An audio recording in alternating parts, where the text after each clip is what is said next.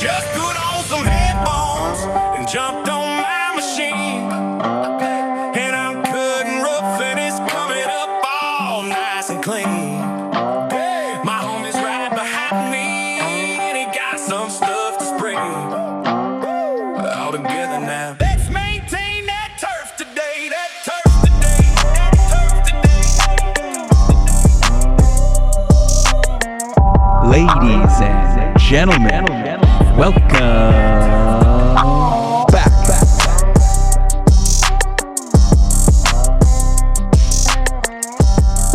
What is going on, everybody? Welcome back to Turf Today, recorded on the Superintendent Network and brought to you by Toro. My name is Adam Kershane, joined by Brian Laurent, and everybody, we are heading down to Kentucky this week to chat with Andrew Lewandowski, Golf Course Superintendent at Cherry Blossom Country Club. This is a great one. Andrew has worked his way up to get to the superintendent role and offers a lot of advice for people moving the same way. This is a great one. Dig in, everybody. Hope you enjoy it. Let's patch in Mr. Laurent. So welcome back. It was a fun one having Frank on the show last week. We got a lot of feedback from that. People love him. Frank did a fantastic job, talked about a lot of different topics that are extremely relevant today. Obviously, being an educator, loved some of his insight on, students these days, and then obviously just the evolution of the industry, or kind of, I guess, where things are going. Huge conversation on autonomous technology, and it was a great episode. Frank's a great personality for our industry and has certainly had quite an incredible impact on this profession, no question. Yeah, and I love how opinionated he was too. He comes on and just speaks his mind, and this is how I feel about things, and this is how I've gone through things, and it was great. That's why his podcast is called Frankly Speaking. Frankly Speaking. Yeah, it's perfect for him.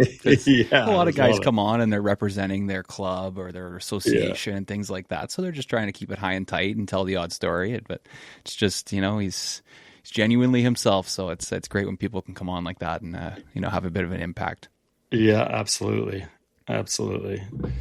Memorial Week for you. It's going to be a little bit busy down there. Dublin, Ohio. Yeah, I got a lot going on next week between the memorial. Got to take a visit down to Hyde Park in Cincinnati. Just recently wrapped up a big restoration or renovation with Tyler Ray.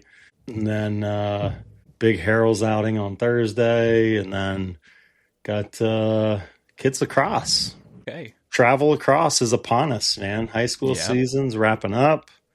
And now we've got tournament season. So, yeah. Oof. Yep. College showcases, tournaments, training camps, college camps, all sorts of stuff, man. It's this summer's going to fly by. This spring's already flown by. It's hard to believe. Dude. No kidding. It's May 29th when we're recording right now. It's going to be, June is 3 days away or whatever. Yeah. No, it is wild. This is our first summer where our kids aren't in school, so we have to find camps for them. Yeah. And that was one of those things as a young parent, you're just like, oh, really? Well, there goes $3,000. Yeah, that's it. That's it. No. So, trying to get them all signed up for different camps and figure out ways for them to spend the summer, keep them busy, and it's a little new challenge for us. It's nuts, isn't it? Yeah, you think when you're done with that daycare bill, it's like, oh my gosh, I got a second mortgage. And then it's like, oh crap, summer care, camps, sports. Jeez. Fortunately, we do have the golf course. So if there's the odd day or the odd week where we need to, keep them busy, we can always bring them to the course. So that is helpful. But it's new challenge for being a young parent. Yeah, man. Just like the challenge of trying to find a day to go golfing. It's impossible now. How about Sunday morning at 5:30 a.m.? That work? Yeah. Man. Give it about 12 years when the kids are old enough they don't want to see you. Then it's like, all right, whatever. Well, I want to get them to fall in love with the game so I can just go out there and play with them all the time. That's it. Nice.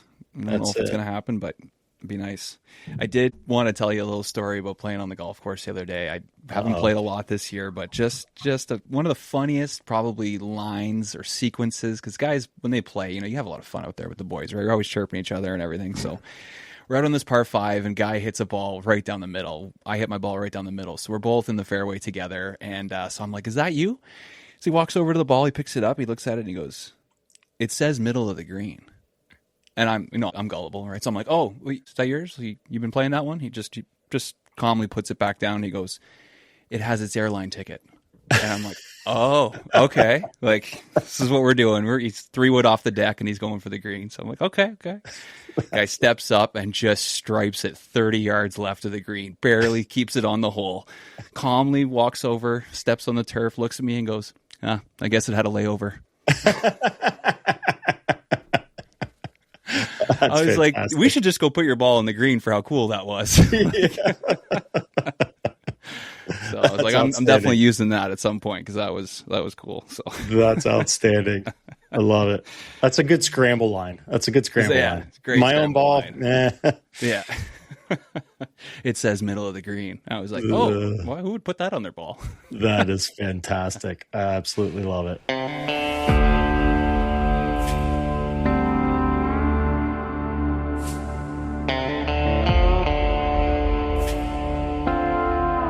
Before the first tee time, before the first mower starts, before the sun breaks over the horizon, there's work to be done. For generations, turf professionals have trusted Toro to help them deliver exceptional playing conditions. From precision mowing equipment and industry-leading irrigation systems to the latest innovations in autonomous technology, Toro continues to help golf courses operate more efficiently while achieving results golfers expect. When performance matters, reliability matters. When every detail counts, count on the partner that has been there every step of the way. Toro. Count on. The other thing I had written down for you was we've gotten a lot of, I think, newer listeners to the show recently. So there's people that have kind of picked up the show and they've bounced around for episodes. So a lot of people are still asking about Trevor, the old co-host Trevor. Zero bad blood there. Trevor got out of the industry and became a marketing manager for Powerbuilt. He also builds persimmon clubs at his home in California. So he's a very busy guy. He held on a little bit longer than he probably wanted to with the show, but him and I being so close, he was probably just doing it to be a good buddy. And, Brian came along at the perfect time when we asked him to join the show and kind of start working together. So Trevor was able to leave and Brian filled his spot, and the show is, off to, kind of a different path now. So, everything was fun with Trevor. He did a great job getting the show off the ground when we originally started. And some of those episodes are classics if you go back on them. But, the way things are now, it's Adam and Brian. And, we've been doing it for, I guess it's been over 2 years. 2 years. Yeah. 2 years this August, I think, something like that. So, Big no bad blood with Trevor. From Trevor. Big shoes to fill. I don't have the personality. That guy's awesome. He is. He's a piece of work for sure. One of my best buddies. And so just for all the people asking, Trevor was great. You can go back to listen to a couple of the episodes. He's even guest hosted a few episodes throughout the last couple of years as well. So great guy, love him, and just don't tell him I said that. I always forget. How did you guys connect in the first place? He was just a big fan of Turf Today, sent me a lot of content, and he was just a friendly guy, and we just connected. We both were Eagles fans. He would make fun of me for being Canadian, and we just kind of really hit it off. One of those buddies that you just kind of instant buddies you can say anything to, and so that just sort of worked out. And I had an original co-host here in Ottawa, a guy who actually works for Toro now. And he pulled out last minute. Like, he bought the mic, he was all ready to go, and last minute he's just like, Adam, I can't do this.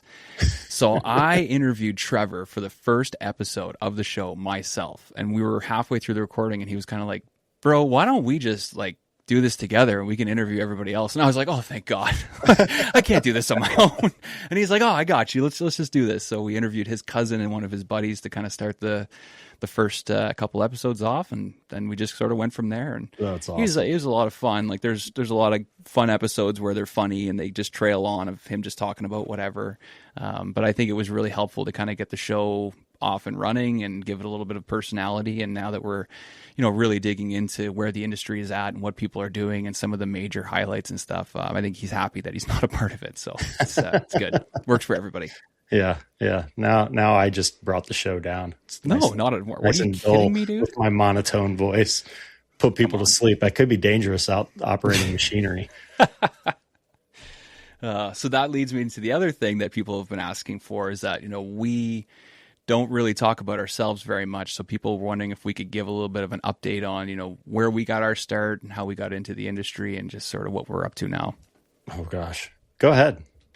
Lead the way, my friend. Yeah, for me, I was I've told the story a few times, but just for people that are newer to the show and have asked, I was a hockey player that worked at the golf course in the summers, fell in love with the job and just the nature of everything. It was a lot different than what I was used to doing as a kid. So fell in love with it. And when I kind of finished playing hockey, I went back to school, became an assistant, and worked under a phenomenal superintendent and learned a lot, not just about the golf course, but about my life and, my future and my goals and everything. And when I first started working at the golf course, I didn't have a vehicle or a girlfriend or anything. And now, I look at my life and a lot of these things have happened because of the mentors I've had in turf and, a lot of the hard hours and hard long weeks that we've worked. So it's an industry that's changed my life, and I still work part-time as an assistant at a course near my house. But my main goal and what drives me right now is, supporting this industry and trying to show the world that this is something that's very important. And it's also a lot of fun. And, we need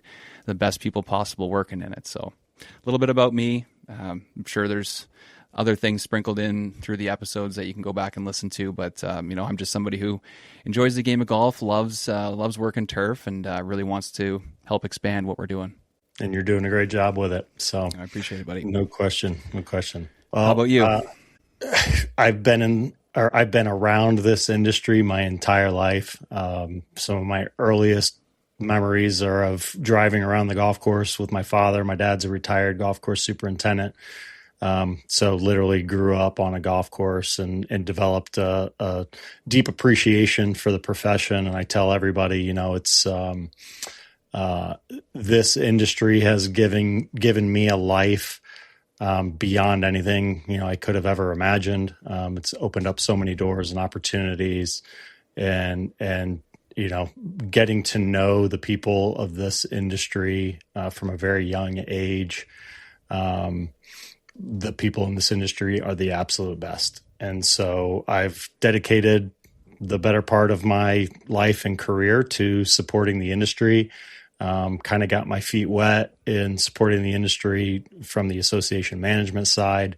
I ran the Ohio Turfgrass Foundation for about a decade, in addition to running multiple superintendent chapters here in the state of Ohio.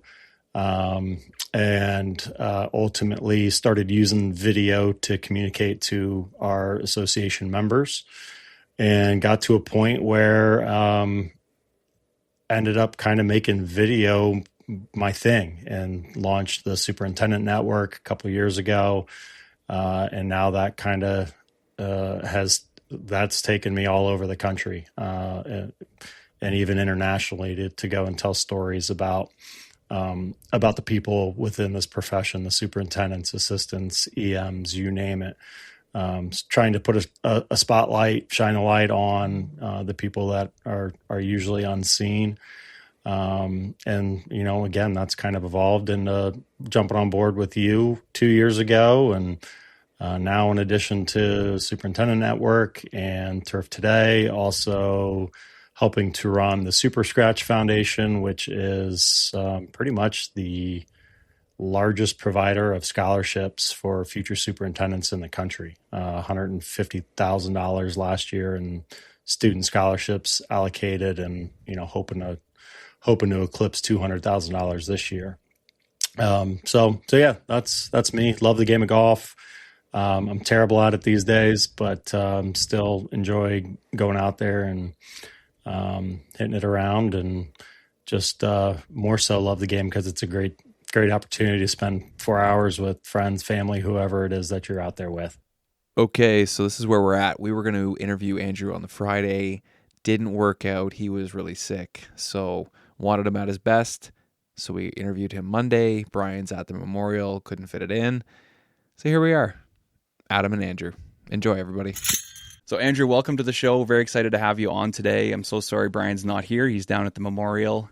Why don't you just start us off and tell us about yourself and kind of how you got your start in turf? Yeah. Once again, sorry about that last week. I was not feeling the greatest, but I'm Andrew, and I started in this industry in June 2027. Will be 10 years, and I started back at Oldham County Country Club in Buckner, Kentucky, and started a little weed eater, change cups, and rake bunkers, and wasn't allowed to touch any mowers for a long time, and made my way from there to assistant over there when the new super came in and got some schooling paid for by them. Let's see, then I took a break from the golf world for a little bit just to try something different, and went and sprayed yards for a little bit and hated that after 6 months and wanted to come back to the golf industry.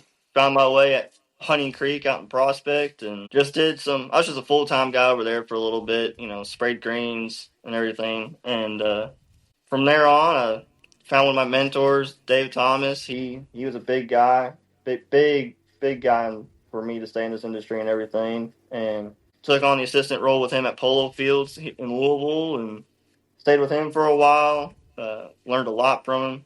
At Canewood out in Georgetown, Kentucky, they called me and said, "Hey, we would like to come out for you to see the golf course and interview for a super position." I said, "All right," and got out there, and we had a greens renovation that needed to be done, and I stuck around, did that, took the job, did it. Then some things happened. Went over, Cherry Blossom opened up, and I said, okay, took a better opportunity to come to Cherry Blossom, and here I am now, living a dream the entire way through. Yeah, beautiful. What a story. And it's so cool to hear about, the different courses and the different experiences, and then obviously the mentors that help you along the way. So take me back to that first course. You said you became an assistant. So just tell me about kind of going through all that transition and sort of falling in love with it. Also, I started at Oldham County. I played golf there for a long time. That was the home course for the golf team that I only did one tournament with. But yeah, my dad and I were golfing there one day, and I was looking for a job. And the funny part was I couldn't get into Lowe's, I couldn't get into Home Depot, Walmart. I stayed out of the food industry,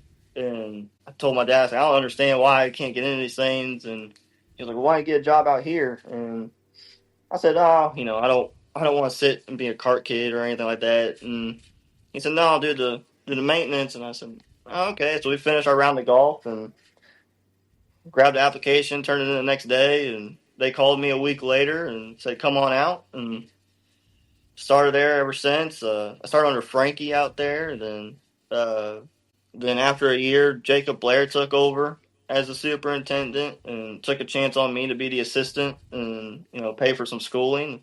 I stayed with him for 5 years over there, and I love that golf course. I still do to this day. That'll be my first home forever. And Yeah, that's the spot. It was awesome. So tell me about going through school. Was that something you were doing while you were working? Yeah, I did that. I did the Ohio State certificate for golf course management online, and I was able to do that, at home after work. So I was able to work through it and everything, which was part of the reason I liked it.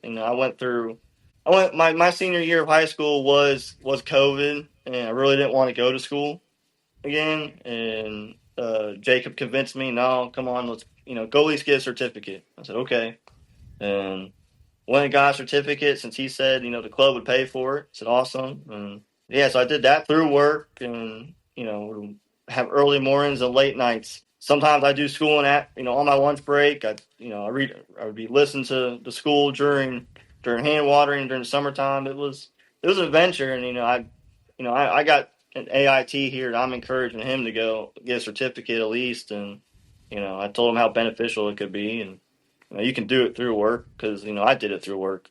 Yeah, it's an amazing option, and we're finding a lot of people kind of going that route because that way you can just keep working and you don't have to move somewhere and put up a bunch of money and give up working for a while until you get your internship. But the one thing we do hear a little bit about is that you don't get the networking doing it that way. Have you kept in touch with some people that you went to school with?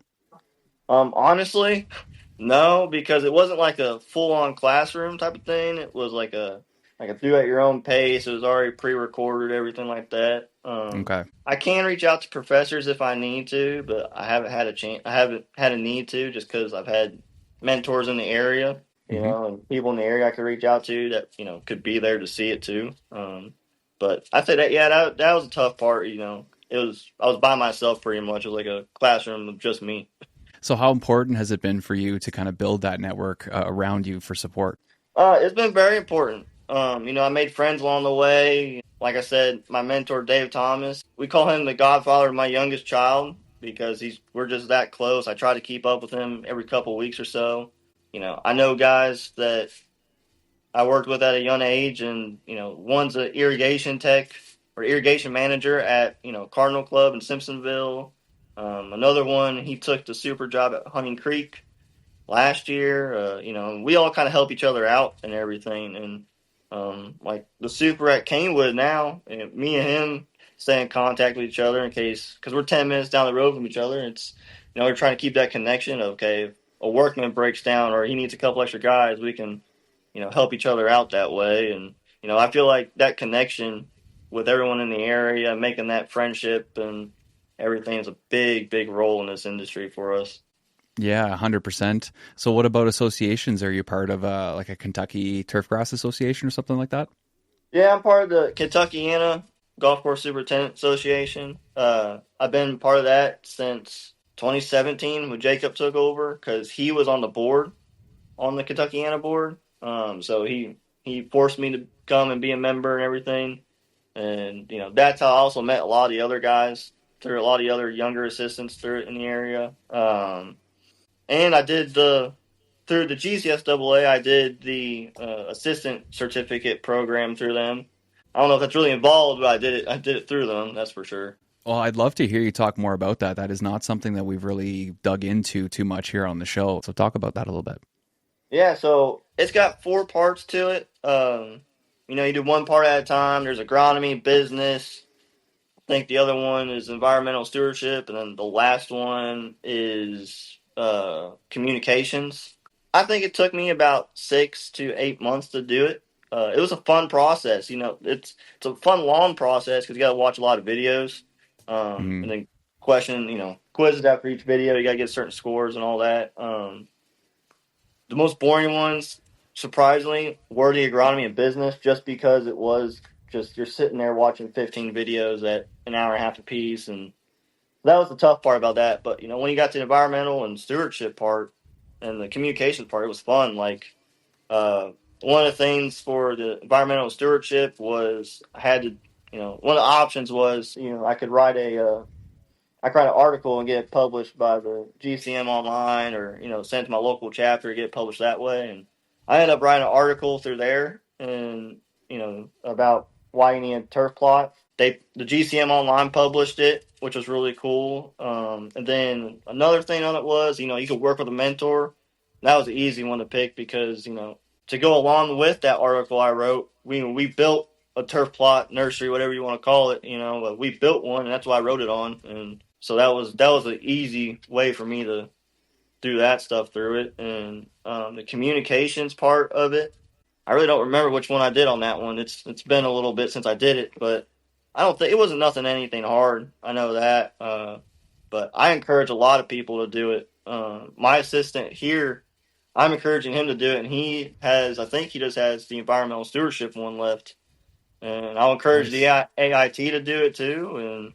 And anyone who is an assistant, it's just good to have it because it's not going to hurt you in any way. That's for sure. If you're serious about becoming a superintendent someday, the Assistant Superintendent Certificate Series from the GCSAA is one of the best investments you can make in your career. The program covers agronomy, business, environmental stewardship, and leadership, the skills today's golf course leaders need to succeed. It's self-paced, built specifically for the golf industry, and gives you a chance to stand out when that next opportunity comes along. Ready to level up? Head to the GCSAA website or check out the link in the podcast description. It was one of those things I wanted to do for a while, and I was reading into it, and I did it while I was at Polo Fields with Dave, and I asked him, I said, what you think about it? And he said, absolutely, do it. Okay. And I did it during the winter time, like the early fall, all the way through the winter, Smart. so I had downtime to do it. But yeah, I want to say I started it in, I guess, late spring I started it, and then slowly did it throughout the summer, and then, because I finished it, I think in December of 2024, I think. But yeah, it was a good time. I liked it. Yeah, definitely been good for you. So you're showing your age a little bit, saying that you graduated during COVID. So still a younger guy in the industry and now a superintendent. So take us through that transition of going from an assistant to a super, taking that job, going through the interview and everything. And did you feel like you were really ready for it at the time? Was I probably ready for it? For the job I took at Canewood? Yes and no. It's a 50-50 on that, depending which day you ask me. That's for sure. Yeah.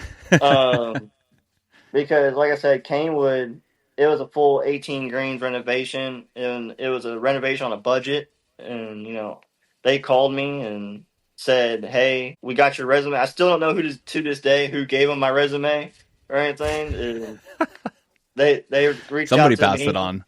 Yeah, somebody did, and they reached out to me and said, why don't you come out? Let's talk about this. And I came and saw, and they had, it was a rough summer last year for the Kentucky area, Kentuckiana area. Anyone here will tell you that. And we lost patches of greens and collars, but Canewood lost all 18 greens. So I think there was definitely some herbicide mixture in there in the middle of that heat, and it just smoked them based on the information they gave me. And so I ended up going there September, and I talked to Dave, and I was like, what do you think? And he goes, well, at least you got experience to build something like that. I said, yeah. And Yeah. I was ready to go. I felt like I was ready to go. And Dave said he's by my side and he'll be here if I need help. And I think that gave me a real confidence booster to say, yes, let's do it. And it was intimidating to be a superintendent at 24 years old, turning 24 and doing a full greens renovation. And I was expecting my youngest child at the same time too. So it was all Oh boy. three Oh things in boy. one big bundle. I enjoyed it. I think it was a really good learning experience for me. I don't regret it whatsoever. And was I ready? Like I said, depends on the day you ask me. Yeah, yeah. I think most guys, when you ask that question, they can't answer that, right? I don't know if I'm ready. I don't know if I'm ever going to be ready. But it's one of those things. You take the job and you just start learning and you just start working through it, right? It's day by day and problem by problem. So that's great that you've got it on there. How are you feeling about things now? Have you changed a lot, or have you kind of just leaned on the staff to continue things the way they were? I took most of the crew from Canewood over here, and I trust these guys a lot. I really do. And yes, we're all on the younger side, but we all want to make it better and want to succeed. So we all have the same passion for it, and I think we all kind of lean on each other. We're all baseball and hockey and lacrosse guys, so we're a big team guys. So I think that kind of what makes it easier for me and easier for everyone else out here on my crew. And when we all kind of merged together, found each other, and we kind of clicked. And when we started at Canewood, we made things flow, and we're just continuing that process here. And so that's helped out a lot, having that good a connection with everybody.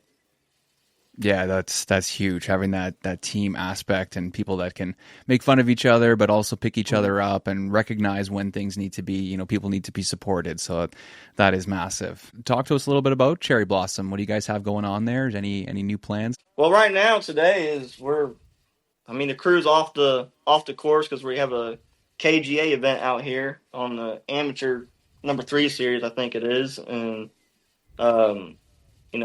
I've done a few amateur events at a few of my old courses, but these younger guys I have out here, this is their first golf course experience on something tournament style like that. And so it's that's something big for everybody out here.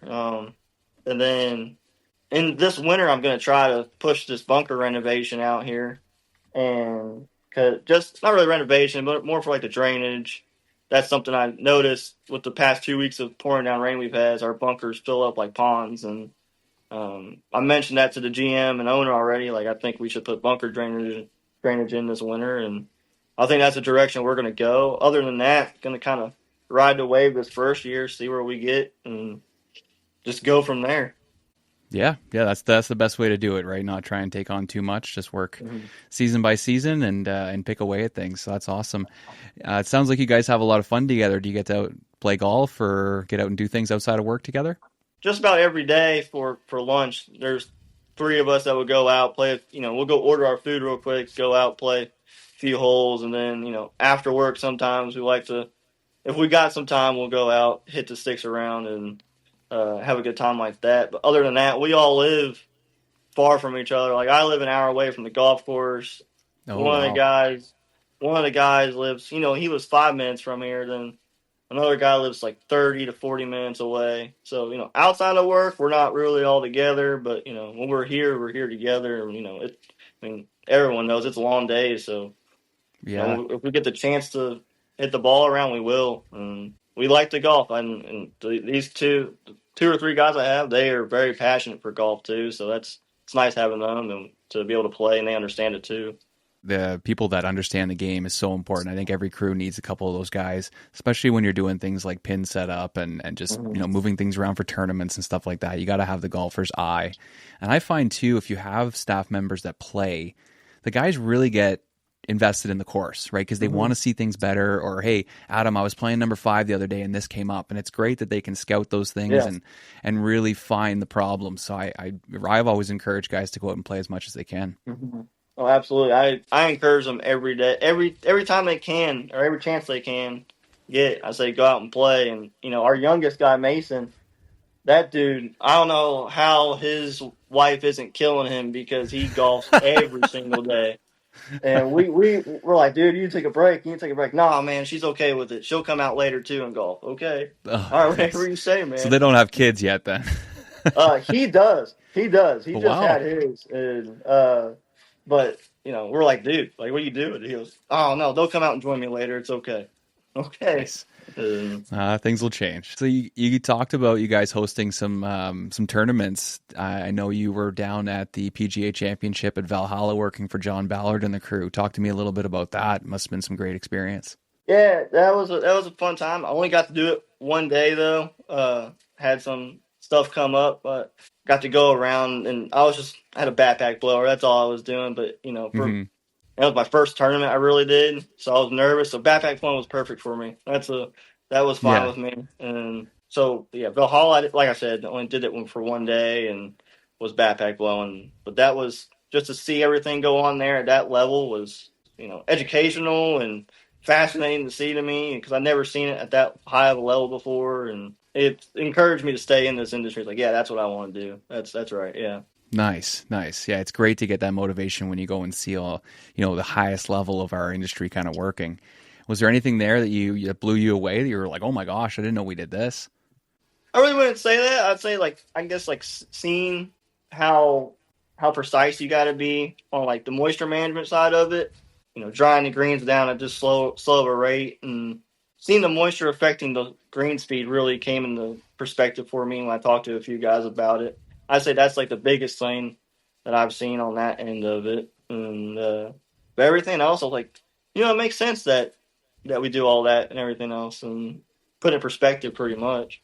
Yeah, it's pretty crazy to see like 100 people go out on a golf course to work, because you get like a lot of guys with rakes and backpack blowers, but just being there and the camaraderie and seeing it at the highest level, I think is really important. So is that something you might do again, or go after another tournament or something like that? Oh yeah, I did the ISCO Championship at Hurstbourne last year. Okay. Didn't do much on that one either. I was late my first day, and I got kicked out of mowing fairways on that one. So I was like, damn. So, but I worked that afternoon, and I got to fill ball marks on greens and everything. Talked to a few guys with that, and then in the morning, I got to be on a fairway blower behind what I was supposed to do behind the fairway units. So Yeah, following your unit. following the guys I was supposed to be with, and so I mean that was fun. I'm gonna do the ISCO again this year, and I taking my Nice. 2 guys with me to do it. I did sign up for the John Deere Classic, and Okay. hopefully I get to go to that. We'll see how that one plays out. So, and that one I'd really like to go to that one. Yeah. That would definitely be a fun one for you. I was going to ask you next about spraying. It's not something we've talked to a lot of people about, especially a younger superintendent. And I have some horror stories for myself about learning how to spray. I had a superintendent that just kind of threw me into the fire, and I ended up being really positive, and I ended up being a good sprayer. But just love to hear about your experience and learning how to spray. Oh, spraying. That was something when I figured out you can spray with a big tank like that. Like, the first spray I learned on was a John Deere 2020A with the 300-gallon spray on the back of it.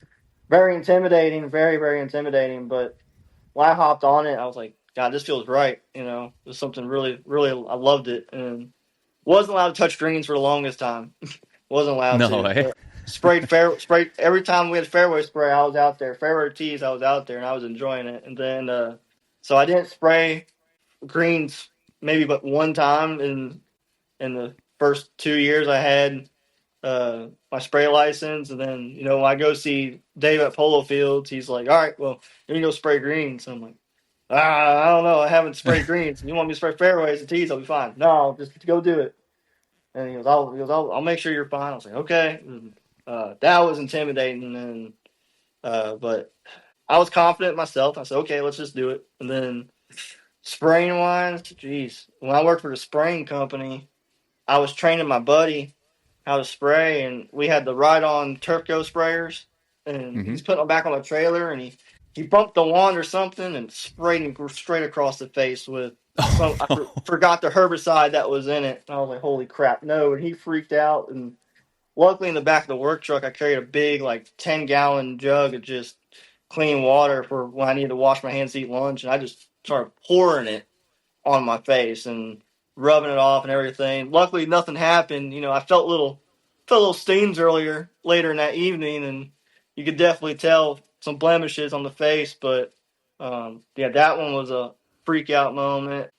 The owner of Polo Fields had a big turf nursery of Bermuda, zoysia, bentgrass, or not bentgrass, but Bermuda and zoysia, like a mile away, and I'd have to take our big sprayer a mile down the road, just going 10, 15 miles an hour down the road, and people are whizzing past me. I'm trying not to hit mailboxes, and that was interesting. And then get all the way down there and forget to check the gas tank. And Oh, no. I'm alone I was doing it on the weekend, and I'm alone. I'm thinking, holy crap! Like now I got to walk back this mile. Luckily, the director of agronomy guy, he was there, and I was like, hey, Mark, can you bring me a gas tank, man? I ran out as soon as I got here.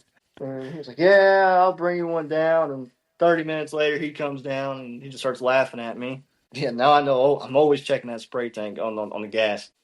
I learned a harsh lesson when I sprayed fairways one day, and I sprayed out in the rough with some leftover, and I smoked the rough 2 days later. And Oh. I forgot what I was spraying, but it was hot, and I smoked probably about a good green size of rough between the tee box and the fairway. And my super just looked at me and just was like, well, now you can't spray that in the rough now, can't you? I said, no, no. So I had to, that's my little side project of getting that reseeded, fertilized, grown back in. And luckily it grew back in pretty quickly.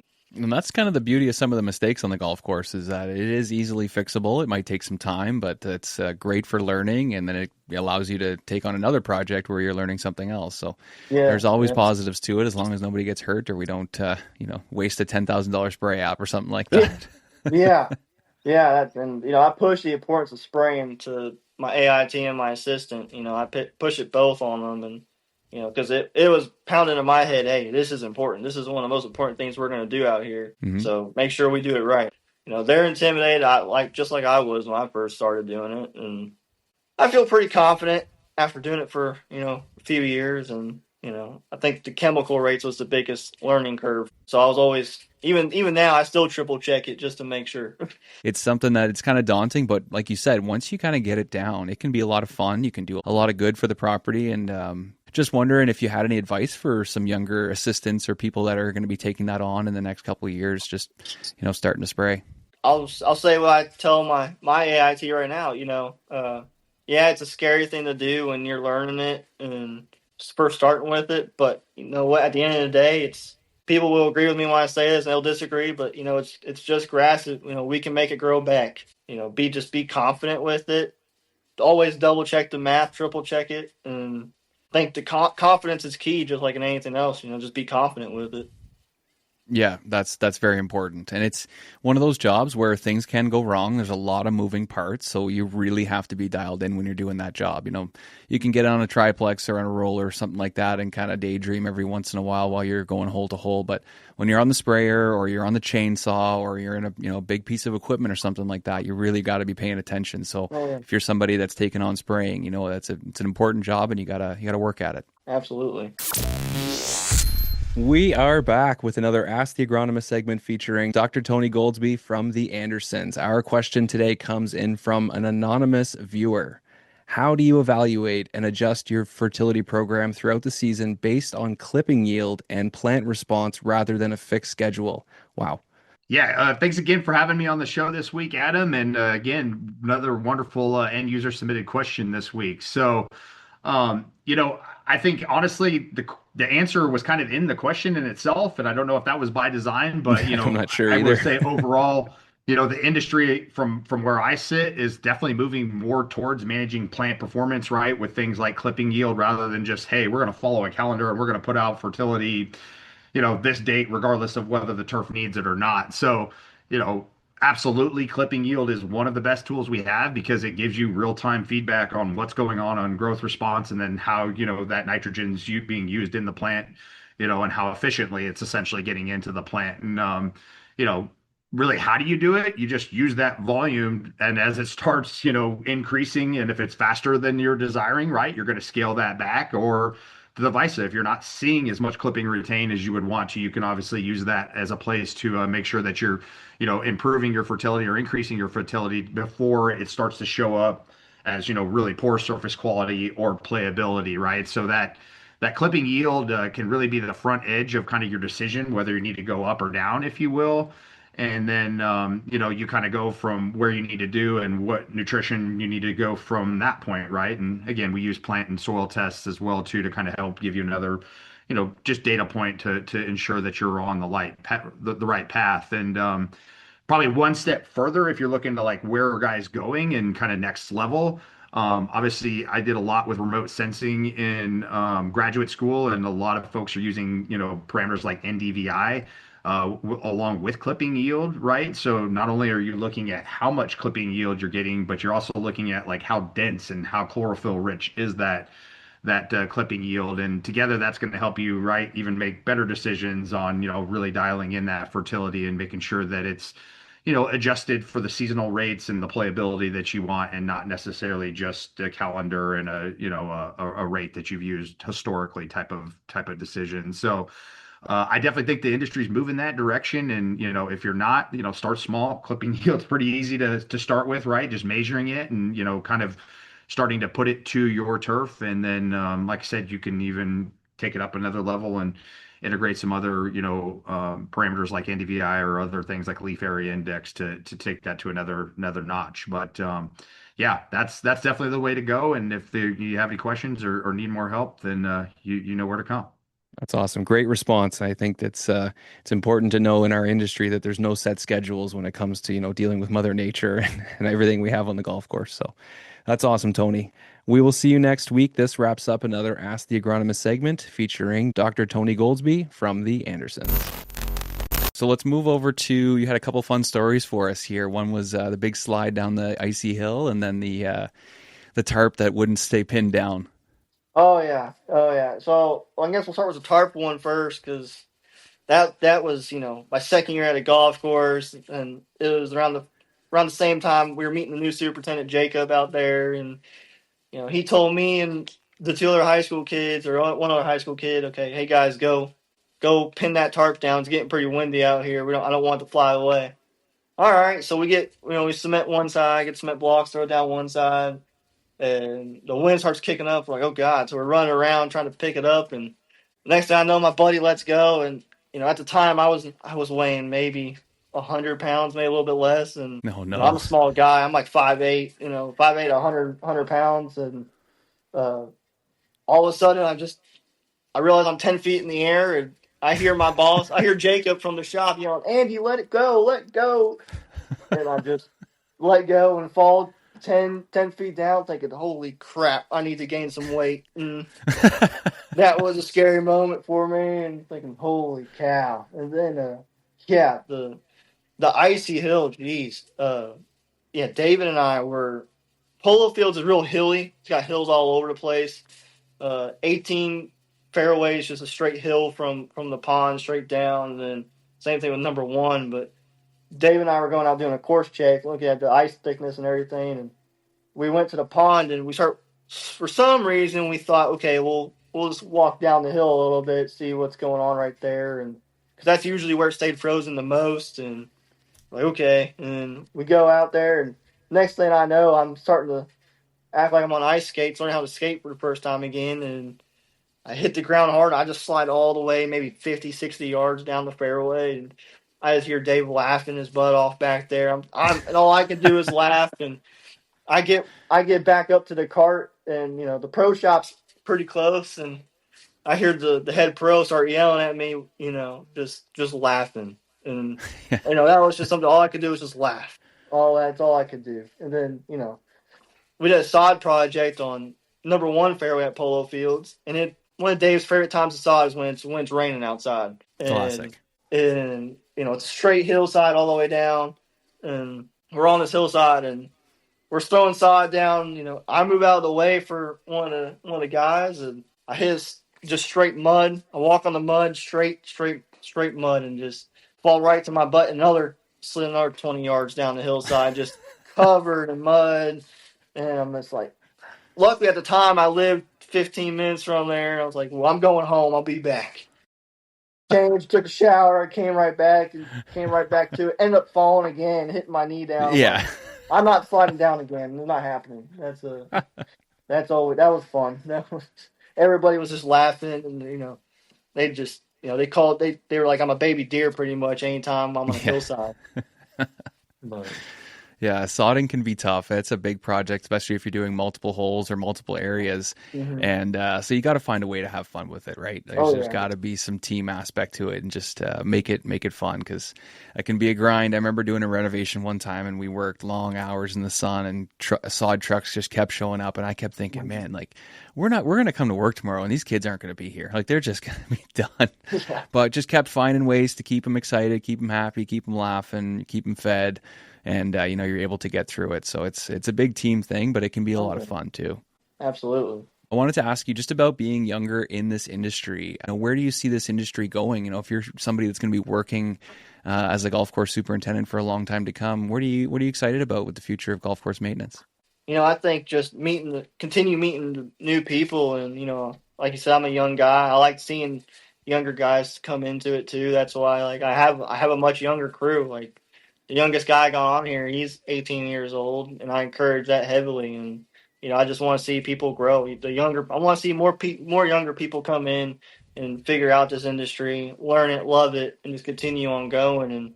And I hope to be a big part of that. And that's why I kind of bring the younger guys in. And one, it helps me. They call me the old man, which is I'm not that much older than them, but just having the younger guys starting it, I think, is what's going to lead us a long way into it. And then, for me in the future wise of this, I can't wait to see where I go. I really want to end up at, I think what everybody wants to do, host a US Open, host some qualifiers, stuff like that. And, eventually I want to take it I want to work for the USGA, all that, and, continue putting forth effort and, bringing younger people into it so they just understand and, see how fun this industry really can be. Yeah, 100%. And you have a huge runway. And when you have goals like that as a younger person, it gives you something to work towards as opposed to just saying, well, I'll just work and see how it goes. Like it's really nice to start pinning things down and saying, I want that. I want to go after that. And Yeah. developing people underneath you is also so important to this industry. So one thing I wanted to highlight today was, you had a article written about a turf plot or a practice nursery green. I would love to you just expand a little bit more about that and talk about, maybe the importance of having one of those at every course. Yeah, so I did that at Polo Fields with Dave, and they didn't have a nursery or a turf plot or anything, and we were taking it from our chipping green and practice green, and That sucks. that sucks. Yeah, exactly, it Mhm. sucks. And but we had a big open space down. Oh, was it 10, 11, 12? On 14, we had a bathroom on 14. Right behind it, we had half a football field of area, and it was all wooded. And David talked to the owner and was like, "Hey, let's build a nursery. Let's build one." And it was all, and he got it all priced out, and we built a 4,000 square foot nursery, split it in two at 2,000 each, and one at Green's height, one at Collar's height. I think we used tea to green bent grass. Can't remember which variety it was, but we did 4,000 square feet of that. It was, we brought in the dozer to clear out everything. I sprayed weed killer all over it, and then we brought in the USGA sand. That was cool seeing all the truckloads come through with that. Um, and we built irrigation into it. That's something I never thought I would do either. Was build a full irrigation system basically. Did that, and then then seeded, fertilized, and started fertilizing every few weeks. And by November, we did that late August, early September. By early November, we were having some really good growth, and by that fall and spring, we were pulling plugs out of it probably by February. And Nice. that was a big accomplishment. And like I said, we did that. I did my article on that one too, and I think it's really important for us to have I think every golf course, should have a nursery or a turf plot that they can take from instead of your chipping or practice areas, and just for several reasons. You can have LDS somewhere that just ain't going away. Okay, let's just replace it. Fuel leak or a hydraulic leak on a green or a tee or something. Okay, you got the nursery. Let's replace it. But doesn't got to be 10,000 square feet. Doesn't have to be a whole 4,000 square feet either. Just something, whether it's 2,000 or something. But yeah, it's going to play an important role, especially when if you host bigger events for the area or something, and okay, that spot's got to get out of there. Let's just get rid of it now and go to the nursery real quick. Put it right. Take a plug it up, or scalping. Mower scalped real bad all of a sudden. Things happen that we can't control, and if you have that backup plan or like something to push it along faster, like sod, where you just pull plugs or cut a piece of sod out real quick, that's going to answer a lot of that can make or break somebody right there in this industry. I feel like too, it's kind of a protect your ass saver on that. And here at Cherry Blossom, I'm going to push for a nursery too. I mean, we got 6,000 square feet right next to our shop of just yard pretty much, and we have water source right to it. Just do the same thing I did at Polo Fields. Build 4,000 square feet one, put the irrigation in, call it a day, and grow it right up. And because like I said, we're taking from our smallest practice green, and it's just getting smaller and smaller each time we take from it. Hmm.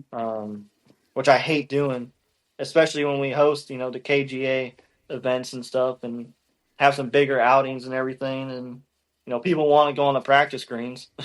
And it's Yeah. kind of hard to practice on a practice green when you got chunks of, you have plugs taken out of it that are filled with sand, and you're not getting the same rolls and everything. But yeah, I think nursery turf plot will play big roles in make everyone's life easier, play a big role in the industry. I know the higher end clubs do it, but even lower end clubs, just make a small one if anything, just to protect your ass a little bit is all. No, I think there's a lot of good there, and the biggest piece of learning I did working on the golf course was a renovation. We did an 18-hole massive renovation in play, so we never shut any holes down. It was wild, and it was very well orchestrated by our designers and our superintendent and everything. But now thinking about doing a project like you're maybe going to take on at your course, that's amazing for everybody, because now you can teach guys about building a green and what goes into a green and how to build irrigation and why we're using these heads and how far they're going to throw. And now you have an established green, like you said, you can take from.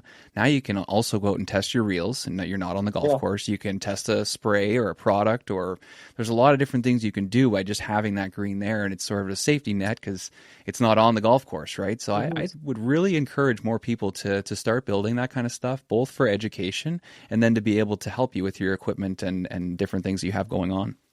Yeah, exactly. Because I don't think I would have been ready to take on Kanewood's greens renovation if I didn't know the Right. process. I didn't experience that process of building a green, and like you said, it's very educational. Doing that as a younger guy, not a lot of people do that, and Right. that's, I'm very confident that I can do that, and because I've done it, seen it, experienced it, and it makes me feel better knowing, if something does happen again, we can I can pull it off. 'Cause, I Yeah. did it. Yeah. I pretty much did it at Canewood, on 18 greens. That was tough. But doing that nursery experience to build that gave me the confidence to take on Canewood and do a renovation over there. And we didn't go in depth at Canewood of pulling the irrigation out and everything. No, we did with the irrigation and everything there. But we took good layer of good chunk of sod out of there and sodded a lot of spots and you know filled in, took out bad soil and bad top soil, everything, and threw it down with USGA sand and seeded it right up. And you know yeah, we did shut down. We were on temporary greens, which no one wants to hear that. I didn't like hearing that either, but it was something we had to do. But I was confident with, okay, we're gonna we start this September 1. We'll be back to playing on greens by I think they got back on April, mid-April, Okay. and I was like, okay, let's go. And yeah, the greens were hot, they were tall because I wanted, I did a little bit differently than we did with the nursery. I raised the heights up so that we can just easily lower them down. I wanted to get as much growth as possible, and so they were a little furry to start off with when we opened them up, but they went down and down and down, and when I left Canewood, they were at a great spot. Probably about all 18 greens were at 95% coverage.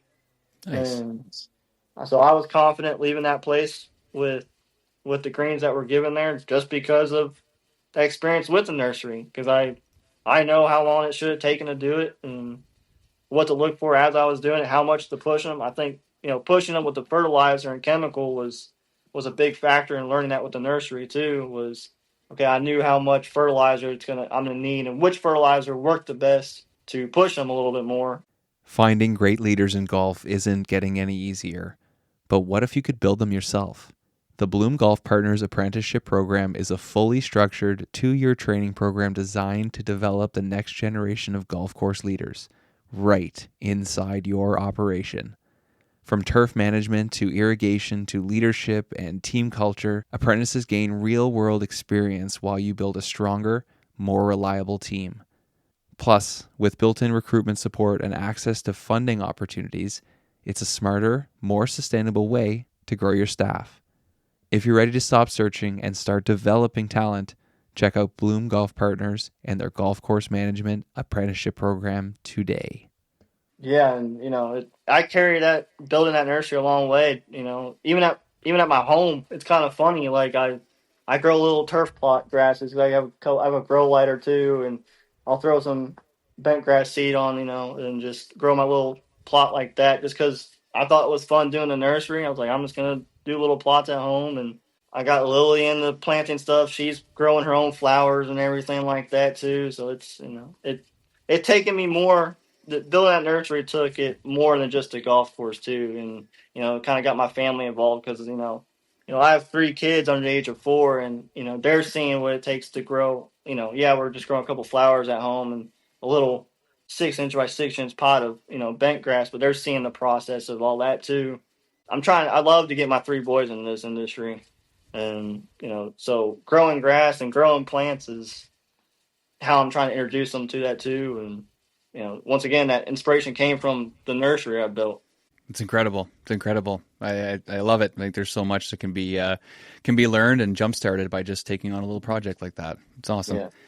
Well, brother, this has been great. I can't thank you enough for your time. We usually leave the last little portion of the show for our guest. If there's anything you wanted to talk about or plug today, the floor is yours. No, I think, reiterate on spraying, just be confident with it. That's I know it's very intimidating. I'm still intimidated, especially on a new course doing it, because you got to learn the course as well while spraying, so you don't tip the sprayer over going down a slope or something. And, like just be confident for all the younger guys out there learning to spray. And, I'm a young superintendent, I can do it. Everyone can do it. It's not hard, Yes, it's hard, but once you learn it, it's not hard. And then, the nursery, the turf plot, those are important. Oh, that's very important. I think that's a key factor of having a good, successful career, is having that at your capabilities. And, like we talked about, the education wise for your crew to see it, especially if you can do it right next to your shop and everything. That's a big factor that can push everybody, encourage people to stay in the industry and all that sort of stuff. Did you want to tell people how they can find you online to connect? My Instagram, I think it's LEWY, so it's Louis, then Lewandowski, my last name. That's on Instagram. I don't know what my Twitter is off the top of my head, but if someone's on LinkedIn, if you just search up my name, you'll find it. I'm on there. I'm on there quite often. I scroll through it, look for other stuff on there. So I say probably LinkedIn's probably the best way to just look me up. Just look up Andrew Lewandowski, and I'll answer questions all day. I'll talk to people. I'm not afraid to learn about someone, talk to people, everything.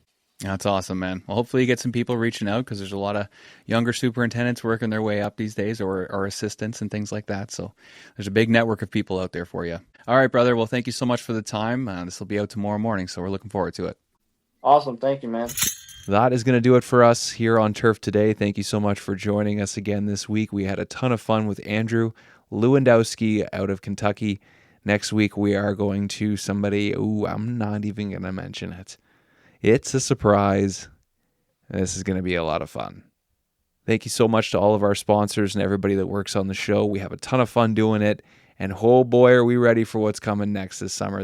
We've got quite the lineup looking at everybody, some of the places we are going, and some of the people we are going to get to meet. This is so cool. I'm jacked up. I hope everybody's so excited about all the things they have going on at their course this year.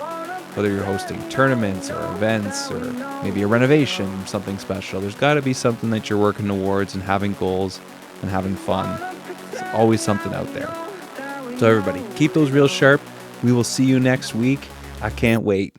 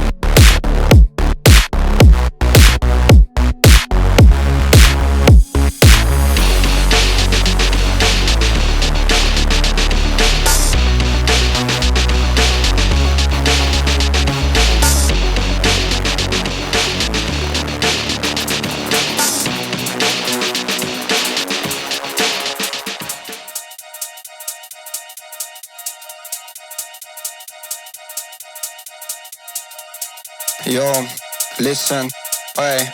Run that again, I'm shelling them. Flow galactic, cool man Bellingham. Man, I got love in Krakow and Birmingham. The gal love me, but I keep hurting them. I'm a twat. got the chat. Bit of this and bit of that. I'll run up in your yard with the Polish lads. By the time we're done, it won't be your flat, like flat tire, jet, flyer. Man marking a tart in a raid Maguire. Hardest skis in the game, Dan Dyer. Got loads of heat like a shit hairdryer. And again, I'm a big game player. Fly your sister out to Marbella. Treat her nice to a one paella and a Chardonnay and a pack of Stella. We make it bang like shotgun. Bottles on tap, let me pop one. We make it bang like shotgun. And if you want lyrics, I got some. We make it bang like shotgun. Bottles on tap, let me pop one. We make it bang like shotgun. And if you want lyrics, I got some.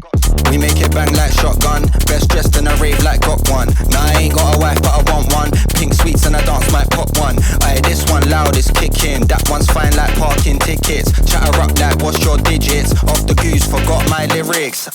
Getting silly at the function. 2 pints of beer and my brain can't function. Drive fast, don't stop at the junction. It's P, I don't need introduction. Yo, they already know what I'm on. Won't slow down, but I just carry on. I make tunes for the gal and tunes for the dons. We make it pop off every single time that we're on. We make it bang like shotgun. Bottles on tap, let me pop one. We make it bang like shotgun. And if you want lyrics, I got some. We make it bang like shotgun. Bottles on tap, let me pop one. We make it bang like shotgun. And if you want lyrics, I got some. We make it bang like shotgun. Bottles on tap, let me pop one. We make it bang like shotgun. And if you want lyrics, I got some. We make it bang like shotgun. Bottles on tap, let me pop one. We make it bang like shotgun. And if you want lyrics, I got some.